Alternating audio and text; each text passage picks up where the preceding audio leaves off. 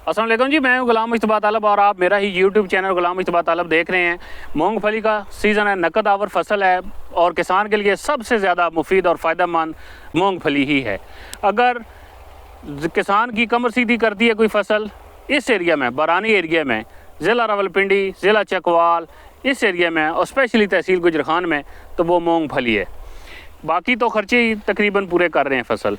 आज ही बड़ा अहम मरहला, फसल आप काश्त करते हैं, अच्छा बीज डालते हैं, खाद डालते हैं, बरैरो लगाते हैं, स्प्रे करते हैं, सारे खर्चे करके आखिरी मंजिल होती है कि जब आपने मूंगफली को ब्लेड लगाना होता है और इसको ब्लेड लगा के थ्रेशिंग इकट्ठी करके थ्रेशिंग करनी होती है। तो ब्लेड लगाना बड़ा अहम है, इसका तरीका आना बड़ा अहम है। क्योंकि ये आपकी एवरेज कम भी कर सकता है और ज़्यादा भी कर सकता है। वैसे कि अगर आप ब्लेड ज़्यादा गहरा लगा देंगे तो वो बड़ी बड़ी चिल्लों के अंदर पौधे रहेंगे, जब आप उनको खींचेंगे तो बहुत सा फल उसके अंदर ही रह जाएगा।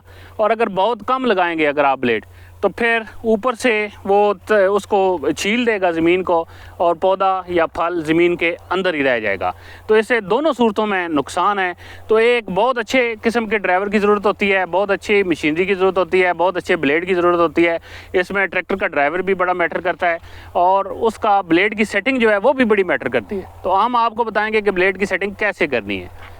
ये जी ब्लेड रवायती तरीक़ेकार के मुताबिक इसके साथ मूंगफली उखाड़ी जाती है, हार्वेस्टिंग की जाती है।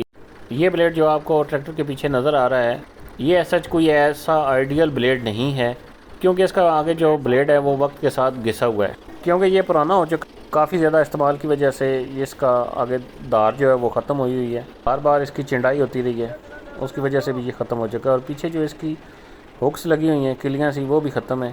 दोनों चीज़ें नई होनी चाहिए। ब्लेड किनारों से इस तरह थोड़ा सा बाहर निकला हुआ हो, इससे अंगूला वगैरह नहीं आता। और ब्लेड की चिंडाई बहुत ही अच्छी होनी चाहिए। मेरे बहुत से शहरी दोस्त पूछते हैं जी कि मूंगफली दरख्तों के ऊपर होती है, पौधे के ऊपर लगती है या ज़ेर ज़मीन, तो उन्हें बताता चलो कि ये ज़ेर ज़मीन होती है। टॉप लिंक जी ब्लेड की बैलेंस रखनी है, ना ब्लेड आगे झुका हुआ हो ना पीछे की तरफ झुका हुआ हो। अतराफ में दो बंदे बैठ जाएँ अंगूला निकालने के, तीसरा बंदा अवेलेबल है तो वो पीछे इस तरह ब्लेड के पीछे पीछे चलता रहे। फिर कहते हैं चंडा हुआ होता ही, ये ऐसा इतना ज़्यादा चंडा हुआ नहीं है अभी, इस वजह से ज़्यादा मेहनत पड़ रही है, दो बंदे ऊपर बैठे हुए। फिर एक और चीज़ का ख्याल रखना है कि ये बैलेंस्ड हो, ना आगे झुका हुआ हो ना पीछे हो। टेक्निकली ये भी रॉन्ग है, ये ब्लेड फिलहाल थोड़ा सा आगे झुका हुआ है और ये आगे झुकाते उस वक्त हैं जब ब्लेड जो है वो तेज़ धार ना रहे, रफ हो जाए, और तब ये ज़मीन में उतरता नहीं है, ज़मीन को काट नहीं सकता, जिसकी वजह से ये आगे झुकाना पड़ता है। जो बेहतरीन गियर है ट्रैक्टर का वो तीसरा लो है, तीसरे लो में आप इसको काट सकते हैं, लेकिन अगर ज़्यादा नरम हो तो चौथा लो भी लगा सकते हैं। ट्रैक्टर की गुड्डी भी अच्छी होनी चाहिए, वरना ब्लेड में वो काफ़ी स्लिप होता है। कोशिश करेंगे बारिश के फ़ौरन बाद काम शुरू कर, नहीं तो टैंकियों की मदद से पानी भी डाला जा सकता है। तकरीबन 1 एकड़ में 3 टैंकियाँ पानी हो तो काफ़ी होता है। एवरेज साइज़ की टैंकी होती है जो ट्रैक्टर के पीछे लगी होती है। टॉप लाइन को थोड़ा सा लूज़ कर रहे हैं ताकि बहुत ज़्यादा आगे जो ब्लेड झुका हुआ वो ना झुके और प्रॉपर अपनी सतह पे रहे। अब देखते हैं जी कि इसका क्या रिज़ल्ट आता है। ये चलें जी, अब बहुत ज़्यादा ये गहरा नहीं लगाना पड़ेगा।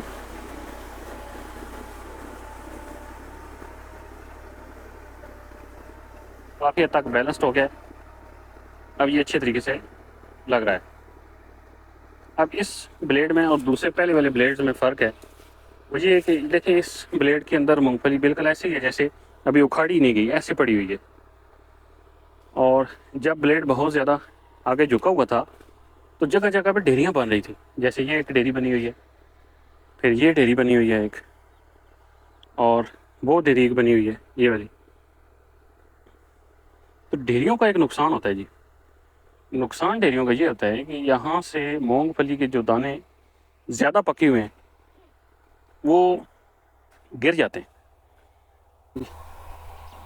इसकी फल की कंडीशन,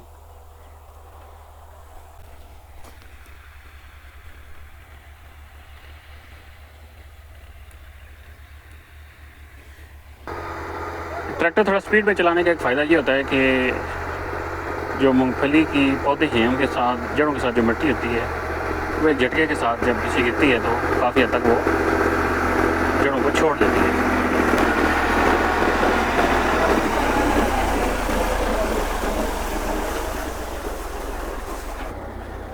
ये माशाल्लाह फल की कंडीशन है जी।